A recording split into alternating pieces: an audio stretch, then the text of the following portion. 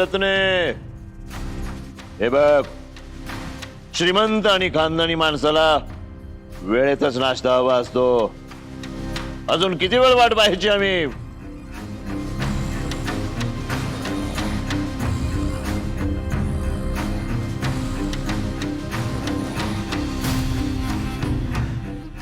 उद्यापासून वेळेवरच येणार नाश्ता. ते काय ना, घर नवं आहे, श्रीमंती नवी आहे, त्यामुळे सवयीचं होपर्यंत थोडा वेळ इकडे तिकडे होणारच. ठीक आहे, आजच्या दिवस चालून घेतो, पण उद्यापासून असा हलगर्जेपणा चालणार नाही. नाहीच होणार असं.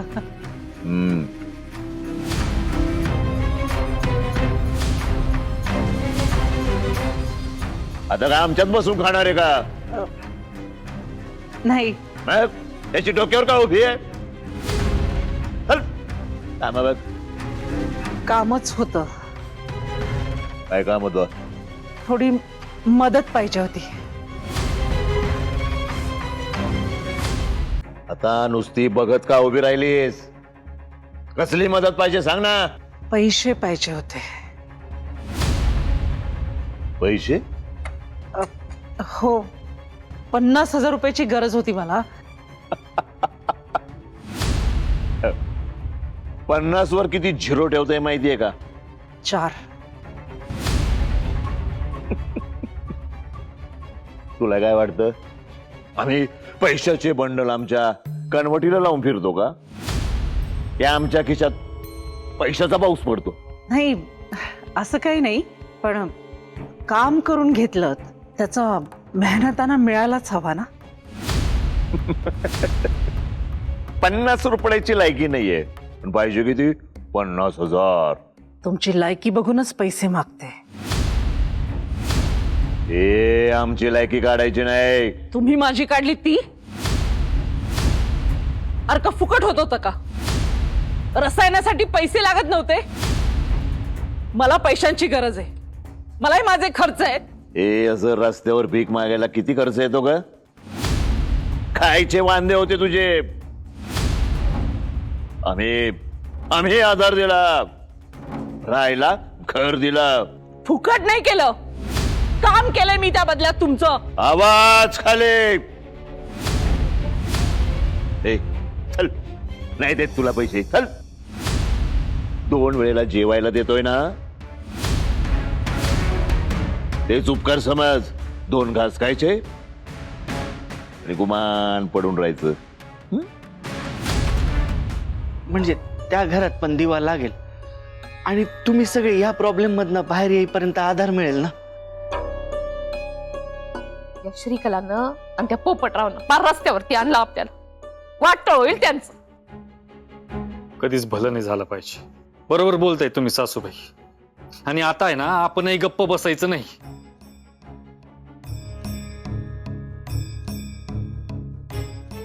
भाऊजी, आपलं स्वतःचं हक्काचं घर असताना असं दुसऱ्याकडे आश्रितासारखं राहणं मला तरी पटत नाही.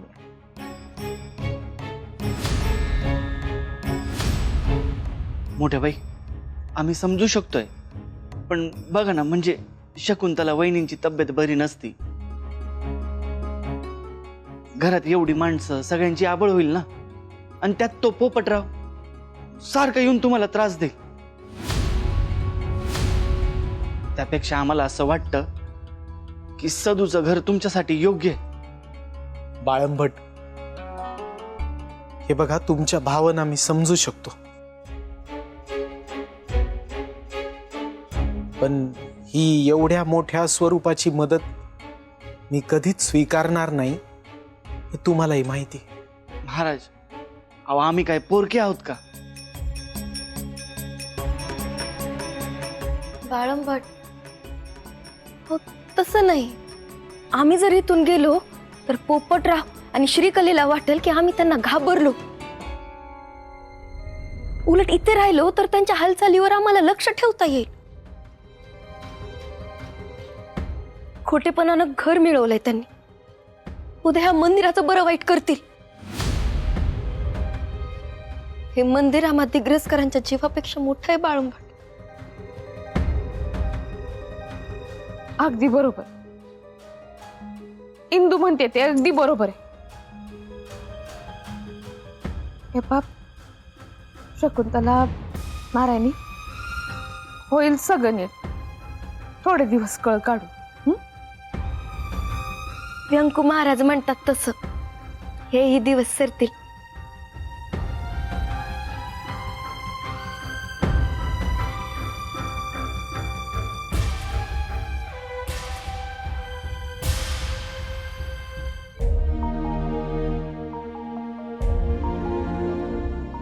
आपण लवकरच आपल्या वाड्यात परत जाऊ.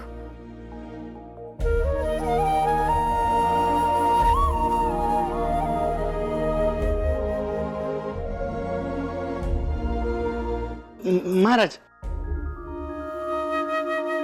तुम्ही म्हणताय ना ते मान्य आहे, पण जोपर्यंत तुम्ही सगळे मंदिरात आहात ना तोपर्यंत चहा पाणी आणि जेवण माझ्याच घर नाही.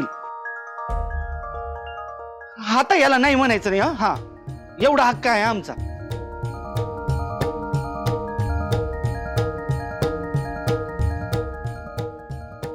बाळंभट, लईच हलक्यात घेतायत पोपटराव या रत्नाला. ए मालक म्हणायचं, मालक मालक, कळलं? मालक मान्य आहे. मी रस्त्यावर फिरत होते, भीक मागत होते. तू तरी काय वेगळं करत होतास? ए एकेरीवर यायचं नाही. नाही येत पोपटराव मालक, पण तुम्ही सुद्धा हे विसरू नका. हे जे दिवस आलेत ना ते फक्त माझ्यामुळे. तुम्ही या घरात आलायत ना ते मी केलेल्या अर्जाच्या जोरावर, आणि तुमची श्रीकला सुद्धा त्याचाच वापर करून इथपर्यंत आलीये. तुम्ही सुद्धा मालक बनून इथे बसलायत ना खानदानी मालकासारखे खायला, ते पण माझ्यामुळेच. चल निघ, चल निघ. आमच्या डोळ्यासमोर उभी राहू नकोस. जाईन. माझे 50,000 रुपये द्या मला, मग जाते. नाही देत तुला. चल जा. मी खूप गैरफायदा घेतायत माझा. खूप महागात पडेल. चल निघ, नाहीतर बाबा, तुम्ही रत्नाशी हे जे काही वागताय ना ते खूप चुकीचं आहे. 50,000 रुपये मागते ती. 50. 60 मागू देत, काय? 70 मागू दे, 80 मागू देत. श्रीकला, भे भे तू बोलतेस? तू हो, हे मीच बोलतीये, कारण मला हे चांगलं माहितीये. रत्नाने केलेल्या अर्कामुळेच आपण डिग्रसकरांना या घराच्या बाहेर हाकलू शकलोय. रत्ना, पैसे पाहिजे ना तुला? चल, मी देते पैसे. बाबांचं म्हणणं काही एवढं मनावर घेऊ नकोस. चल.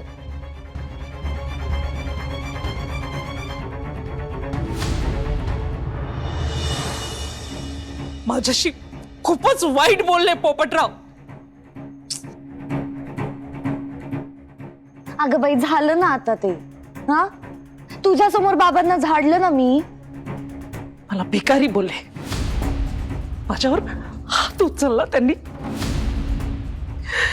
माझ्याशी पुन्हा असं हिचकाट बोललेलं मला अजिबात चालणार नाही. सांगून ठेव त्यांना. ए रत्ना, अगं बास कर ग आता. किती वेळा तीच तीच सीडी लावणार आहेस तू? पैसे पाहिजे ना तुला? 50,000. 5वर 4 पूज्य. पूज्य? 0 0 पोपटराव. ए,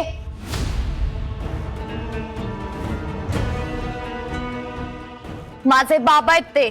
इज्जतीत बोलायचं. मग पैसे दे. मिळतील ना?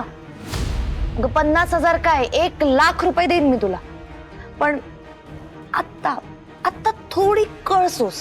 अजून अजून किती वेळ पाहिजे तुला? अगं आत्ताशी तर कुठे आपण या घरात आलोय. हा, थोडं थोडं सगळं सेटल होऊ दे, थोडा वेळ जाऊ दे.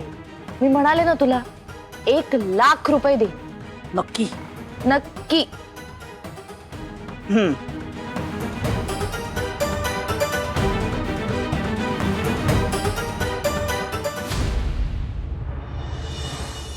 श्रीकला, ही रत्नी जरा जास्तच माजली आहे.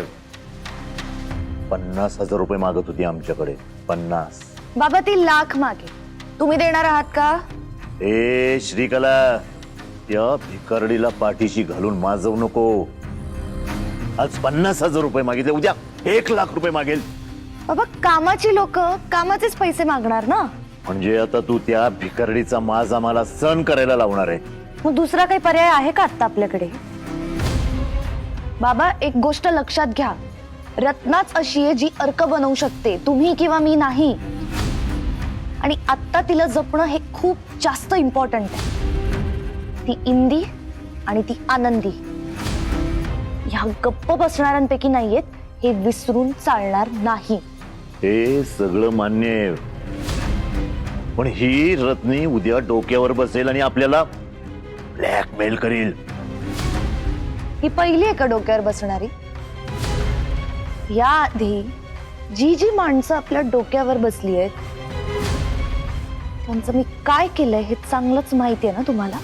त्यामुळे योग्य वेळ आली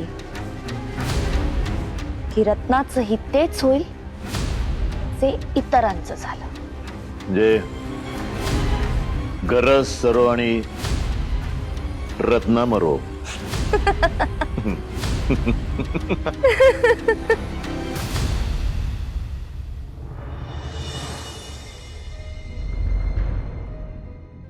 गोपाळचं जाणं, श्रीकलानं आपल्याला घराबाहेर काढणं, या सगळ्यामुळे व्यंकू महाराज खूप दुःखात येत रे.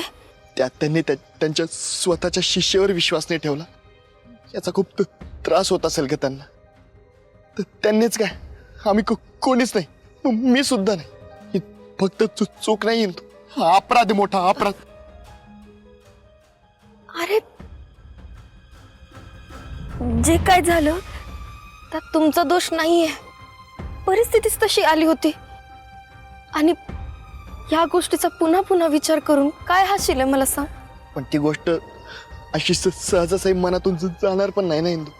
आदू, मला असं वाटतंय आपण त्या इन्स्पेक्टरला गाठून गोपाळ आणि मिटकरच्या खुनाविषयी जाणून घ्यायला पाहिजे. मला वाटतं यात श्रीकलेचाच हात आहे. इंदू, गोपाळ दादाचं समजू शकतो, पण मिटकरच्या खुनामागे श्रीकला कशी काय? अरे कारण खून झाला तेव्हा मी तिथेच होते. मी बघितलं इन्स्पेक्टरचा चेहरा. अरे अर्क पिल्यावर एखाद्याचं तोंड कसं होतं तसंच झालं होतं. तू त्या दिवशी बघितलंस ना व्यंकू महाराजांना, अगदी तसंच. आपल्याला जायला हवं तू. चल.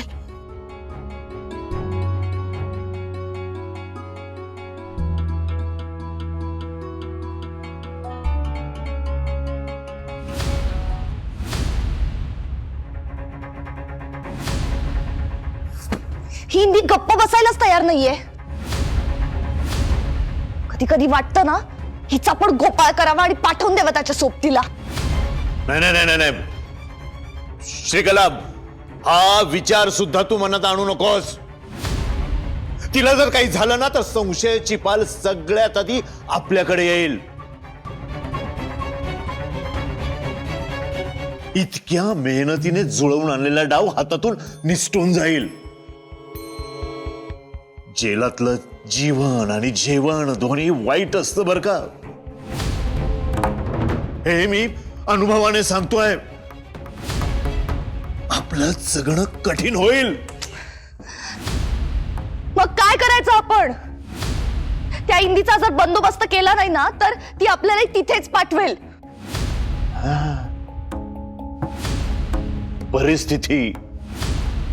परिस्थिती बिकट आहे. त्या करिश्माला अडकवणार होतो ना आपण. त्या इंदीने तिची केस लढली आणि तिला सोडवलं.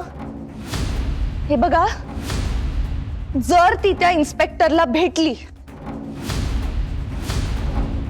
आणि तो जर खरं बोलला ना तर आपण मेलो ठार होऊ आपण परत ते जेल ते जीवन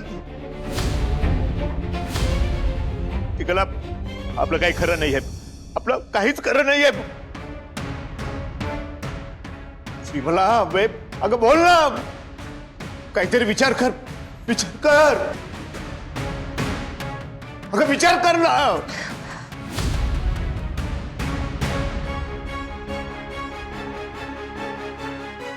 केला विचार. आता मला चांगलंच माहितीये की मला काय करायचंय. राया, अरे किती केस वाढलेत. ओरडत नाही का तुला शाळेत? आई आपण घरी कधी जाणार गो? आज ना मी तुला तूप साखर पोळी दिली, तुला आवडते की नाही? ते सोड, आधी मला सांग की आपण घरी कधी जाणार? राया, शाळा सुटली ना की इकडे तिकडे खेळायचं नाही, गपचूप परत यायचं, कळलं का? मला काळजी वाटते की नाही? बरं चला आवर, उशीर झालाय, चला आवर पटकन चल. आई आपल्यावर ही वेळ श्रीकला मामींनी आणली ना?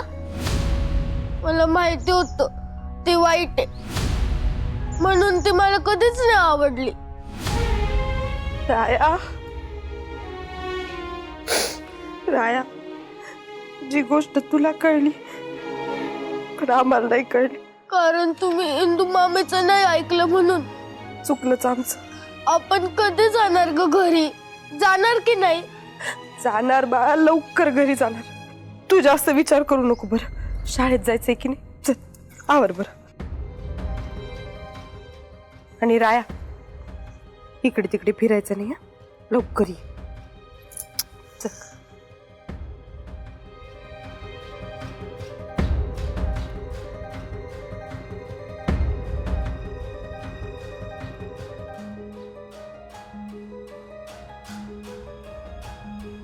Bye bye.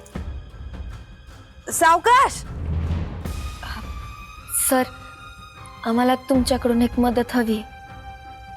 हे बघा, तुम्ही जर का पुन्हा तुमच्या विठुरायाच्या मूर्तीबद्दल बोलत असाल तर माझ्याकडे एकच उत्तर आहे. तपास सुरू आहे आणि काही प्रोग्रेस झाली तर आम्ही कळवूच. थँक्यू सर, पण आम्हाला एक वेगळी मदत अपेक्षित आहे. हां बोला. आम्हाला इन्स्पेक्टर गुलाब भोसलेंना भेटायची परमिशन हवी, ज्यांनी सुरेश मिटकरला कस्टडीत गोळी मारली. अहो काय हे काहीही? ते अजिबात शक्य नाही. सर प्लीज, आमच्या गावात जे 2 मर्डर झालेत त्यांना. एक मिनिट. तुमच्या गावात फक्त मोहितराव बोडके पाटील यांचाच मर्डर झालाय ना? नाही सर, आमच्या गोपाळचाही मर्डरच झालाय. माझा भाऊ डॉक्टर गोपाळ दिग्रसकर. अहो पण ती तर आत्महत्या आहे, कारण तसं पोलीस रेकॉर्डमध्ये लिहिलंय. नाही सर, खात्रीने हा मर्डरच असणार आहे. आणि याविषयी आम्हाला इन्स्पेक्टर भोसलेच नीट सांगू शकतात. प्लीज सर, त्यांना भेटायची परमिशन द्या. काहीतरी क्लू नक्की मिळणार आहे. हे बघा, खरं म्हणजे ते माझ्या हातात नाहीये. जर माझ्या हातात असतं तर मी नक्कीच परमिशन दिली असती. म्हणजे ते तालुक्याच्या जेलमध्ये आहेत. आम्ही तिथेही जाऊ. तुम्ही तिथल्या सरांशी बोलून घ्या ना प्लीज सर. थोडं कोऑपरेट करा प्लीज. ठीक आहे, मी बोलून घेईन. Thank you sir. थँक्यू साहेब.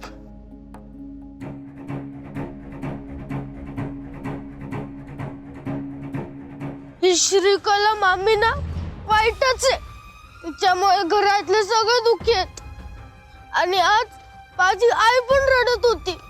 मला शाळेला पण उशीर होतोय, तो तिच्यामुळेच.